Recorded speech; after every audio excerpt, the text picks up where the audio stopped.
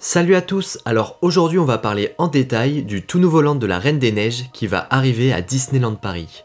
Le permis de construire a récemment été accordé pour la construction du land, ce qui a permis d'avoir pas mal de documents assez intéressants qui nous apporteront pas mal de nouvelles précisions. Le land sera donc une recréation du port d'Arendelle, et la zone sera très grande et immersive, avec énormément de détails. Le village sera recréé tout autour du port avec des maisons typiques du film qui seront elles aussi bourrées de détails.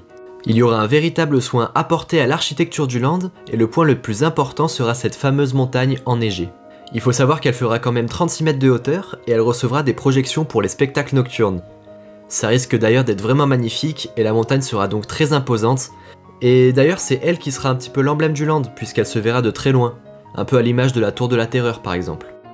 L'attraction en elle-même sera une attraction fortement inspirée de celle qui existe déjà à Epcot en Floride, mais il y aura aussi des similitudes avec la version de Hong Kong Disneyland.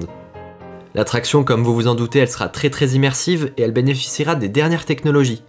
Elle comportera plus de scènes que la version floridienne parce que l'espace utilisé sera plus grand et certaines scènes atteindront même 17 mètres de hauteur. Donc c'est quand même assez énorme, et je pense qu'on peut vraiment être surpris de la magie que les Imagineers vont réussir à retransmettre. Il y aura également une chute assez similaire à celle de Pirates des Caraïbes, même si ça restera très familial. Et concernant les audio animatronics, ils seront de dernière génération, donc ils seront plus vrais que nature, et ils seront un petit peu à l'image de ceux de l'attraction La Belle et la Bête à Tokyo. Il y aura également un très gros restaurant avec une immersion très poussée.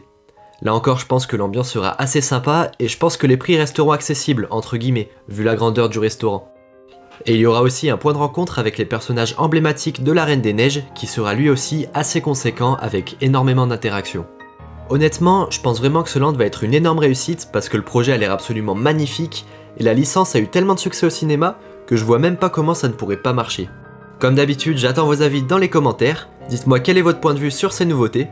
Je vous invite également à aller jeter un œil à la chaîne de Magic Focus qui fait également de très bonnes vidéos sur les parcs, je m'en suis d'ailleurs inspiré pour faire celle-ci. Et si la vidéo vous a plu, vous pouvez laisser un gros pouce bleu, vous abonner si ce n'est pas encore fait et activer la petite clochette. Quant à nous, on se retrouve dans de prochaines vidéos, restez connectés et à bientôt.